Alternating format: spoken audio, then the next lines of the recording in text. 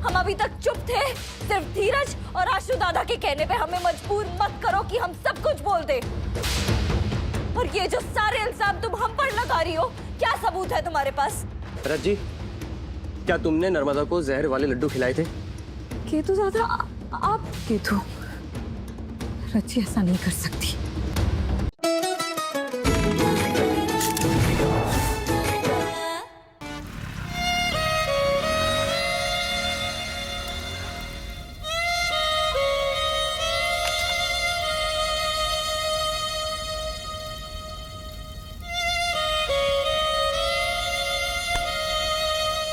चलो।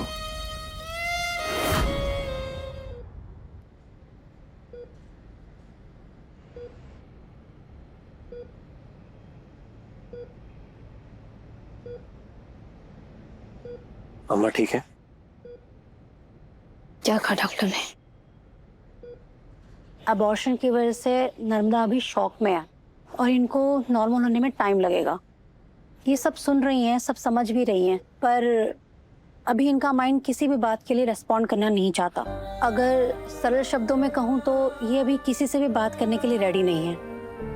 आप लोगों को इन्हें थोड़ा वक्त देना होगा और उसके साथ साथ इनका ख्याल भी रखना होगा। डॉक्टर, हम और क्या कर सकते हैं जिससे नर्मदा जल्दी सही हो जाए? देखिए, इन्हें इनके इस ट्रॉमा से बाहर निकालने की कोशिश कीजिए, इन्हें खुश रखने की कोशिश कीजिए, उन्हें अच्छा वक्त याद दिलाइए और समझाइए कि जो हुआ हो सकता है ईश्वर उससे कुछ ज्यादा अच्छा सोच रहा हो इनके लिए।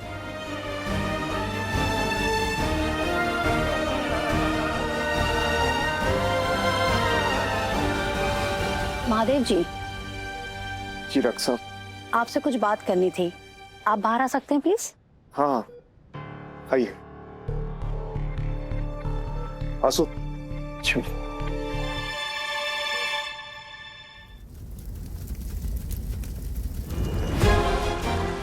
चलो यार। हमने कहा छोड़ो हमें, इन्हें साथ में ही चला देंगे, इनकी नफरत और दुश्मनी धुआं धुआं कर देंगे। छोड़ो हमें। जी चलो यहाँ से।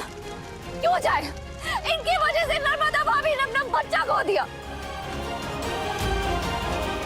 राजवंती और मोगरा के साथ मिलके इन्होंने नर्मदा भाभी से उनका बच्चा छीन लिया। नहीं छोड़ेंगे। दिमाग खराब हो गया तुम्हारा? कह रहे हैं ना कि हमने कुछ नहीं किया। आपने किया है। नहीं किया है। किया है। बच्चे, दिमाग खराब हो गया है तुम्हारा। वहाँ जाओ, जाके अपना दिमाग ठीक कराओ, और अगर पैसे नहीं है ना तो हमसे ले लो।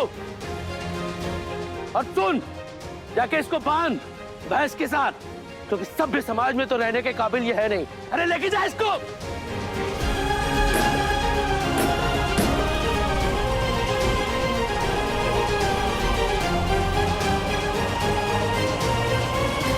नफरत करते हैं हम आपसे, नफरत। बात सुनो हमारी। तुम्हारा दिमाग खराब हो गया है। नर्मदा भाभी अभी भी सीरियस है और तुम ये झगड़े सुलझा रही हो। हाँ, हम जानते हैं कि तुम्हारे अंदर बहुत गुस्सा है, बहुत फ्रस्ट्रेशन है रज्जी, लेकिन इस बात का ये मतलब नहीं है कि तुम पूरी दुनिया में आग लगा दोगे। ये सब करके तुमने खानदानी रंजिश में सिर्फ और सिर्फ घी डालने का काम किया रज्जी। कि सारी गलती ना तुम्हारी और आशु दादा की है। हमने बोला था इस मोगरा की सच्चाई सबको बता देते, तुमने एक भी सुनी हमारी। अगर उस दिन मोगरा की सच्चाई बता दी होती ना तो आज नर्मदा भाभी का ये हाल नहीं होता। अच्छा। इतनी बड़ी ट्रेजेडी नहीं होती उनके साथ। ये सब उस मोगरा ने किया है। तुम्हें ये बात कैसे पता कि ये सब मोगरा भाभी ने किया है या फिर यश फूफा ने करा है? हाँ? तुम सच्चाई भूल गए या तुम्हारा दिमाग सुन पड़ गया है? मोगरा ही है इस सब के पीछे। चिल्ला चिल्ला के थक गए हम कि मोगरा इस घर के लिए सही नहीं है, पर तुम नहीं सुनते हो। ठीक है, लेकिन इस वक्त हम अपने भाई के बारे में सोच रहे हैं, अपनी भाभी के बारे में सोच रहे हैं जिसने अपनी संतान खोई है, अपने भाई के बारे में सोच रहे हैं जिसने अपनी औलाद खोई है, अपने परिवार के बारे में सोच रहे हैं जिसने अपना चिराग खोया है रज्जी। इस वक्त हम अपने परिवार को सपोर्ट करना चाहते हैं। हो सकता है जो कुछ भी तुम कह रही हो वो सब सच हो सकता है ये सब मोगरा भाभी ने किया हो या फिर यश मामा ने किया हो, लेकिन ये वक्त नहीं है। ये वक्त नहीं है बदला लेने का, ये वक्त नहीं है खानदानी रंजिश का। हमारी बात को समझने की कोशिश करो रज्जी। ये वक्त अपने परिवार के साथ खड़े होने का है, अपने परिवार को संभालने का है। ये बदला सब बाद में भी हो सकता है। अभी हमारे परिवार को हमारी जरूरत है। प्लीज समझो हमारी बात को, प्लीज। चलो हमारे साथ आओ।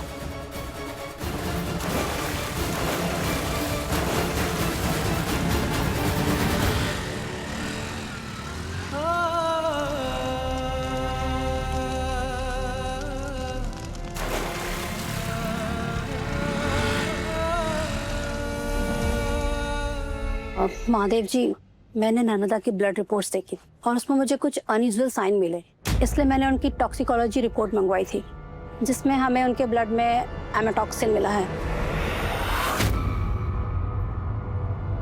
क्या होता है ये एक तरह का पॉइजन होता है जो टैथकैप नाम के जंगली मशरूम में मिलता है। वैसे तो ये मशरूम नॉर्मल खाने वाले मशरूम जैसा दिखता है, इसलिए कभी कभी सब्जी वाले गलती से इसे मंडी में ले आते हैं। हो सकता है कि नर्मदा को भी घर पर किसी ने गलती से जहरीला मशरूम खिला दिया और उसी वजह से हादसा हुआ है। मतलब उसके खून में जहर? हम लोग आज उन्हें ऑब्जर्वेशन में रखेंगे और कल डिस्चार्ज कर देंगे। धन्यवाद।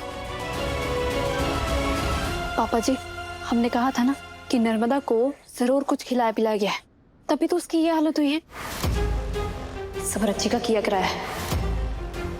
वो लड्डू लेकर आई थी ना अपने मायके से, उसी में कुछ मिलाया होगा जहरीला मशरूम। एक बात बताओ मोगरा, तो आप पास क्या सबूत है इस बात का कि जो लड्डू नर्मदा ने खाए वो रज्जी ने उसको खिलाए थे? पापा, जब नर्मदा के चिल्लाने की आवाज आई तो हम और मोगरा उसके कमरे में गए और वहां हमने रज्जी को देखा। वो उसके पास में खड़ी थी और रज्जी के हाथ में लड्डू का डिब्बा भी था। यहाँ पे किस बारे में बात हो रही है माँ? रज्जी ने नर्मदा को जहर दिया है इस बारे में।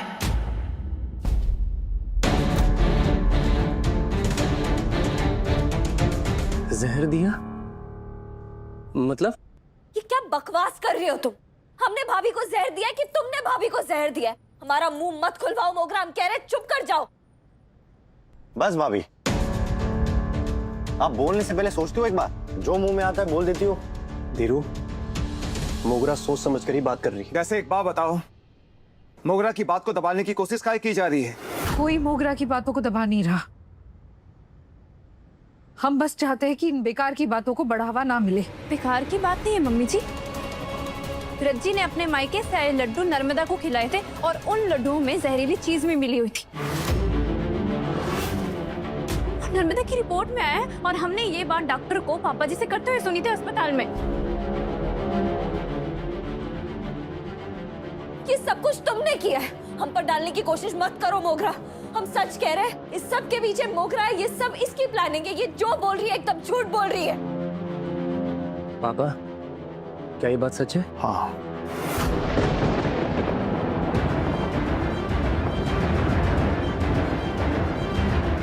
रज्जी ने नर्मदा को लड्डू खिलाए थे, ये भी बात सच है। झूठ है, एकदम झूठ है। हमने नहीं खिलाए, तुमने खिलाए। इस सब के पीछे तुम हो। हमने और आशीष ने दोनों ने देखा था। आशीष जी, आप कुछ कहिए ना।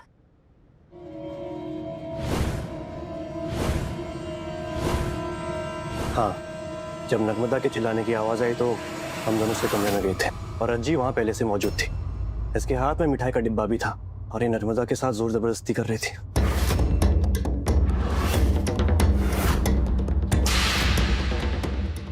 आशु दादा, आप ये कैसी बातें कर रहे? हम वहां गए थे क्योंकि हमने नर्मदा भाभी को चिल्लाते हुए सुना था। हम उन्हें काम डाउन कर रहे थे। और रही बात उन लड्डुओं की, वो लड्डू ये लाई थी। हमें वो दरवाजे पे पड़े मिले थे। बातें मत बनाओ रज्जी। बातें हम नहीं, तुम बना रही हो मोगरा। और अब बहुत सुन लिया हमने। अगर हम तुम्हारी बातें बताने पर आ गए ना तो तुम कुछ बोलने लायक नहीं बचोगी। हम अभी तक चुप थे, सिर्फ धीरज और आशु दादा के कहने पे हमें मजबूर मत करो कि हम सब कुछ बोल दे। और ये जो सारे इल्जाम तुम हम पर लगा रही हो, क्या सबूत है तुम्हारे पास? रज्जी, क्या तुमने नर्मदा को जहर वाले लड्डू खिलाए थे? केतु दादा, आप केतु, रच्ची ऐसा नहीं कर सकती।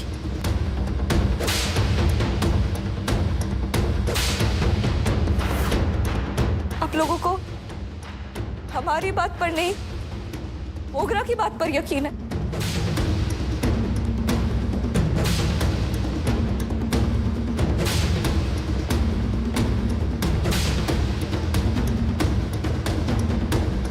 आप सुन रही है ना कैसे कैसे सब हम पे इल्जाम लगा रहे।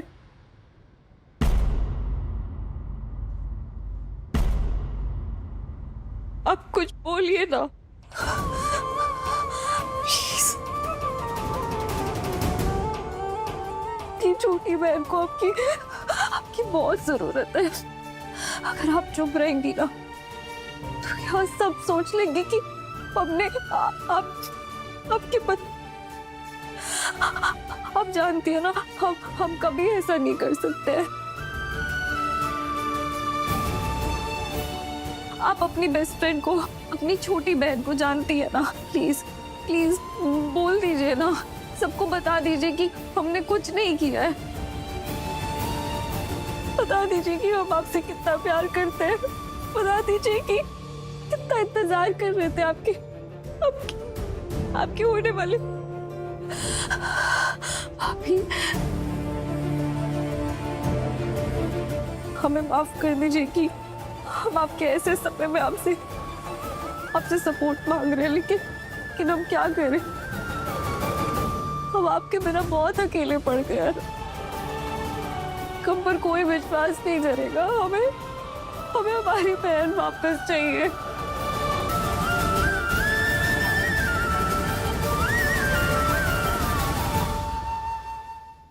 प्लीज कुछ बोलिए।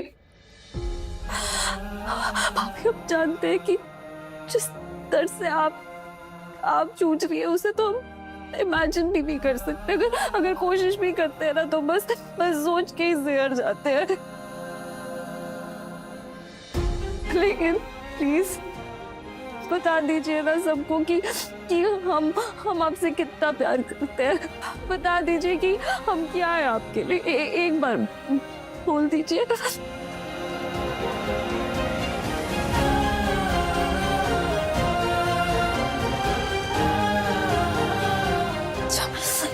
अच्छा अगर आप बोल नहीं पा रही है तो हमारे हाथ से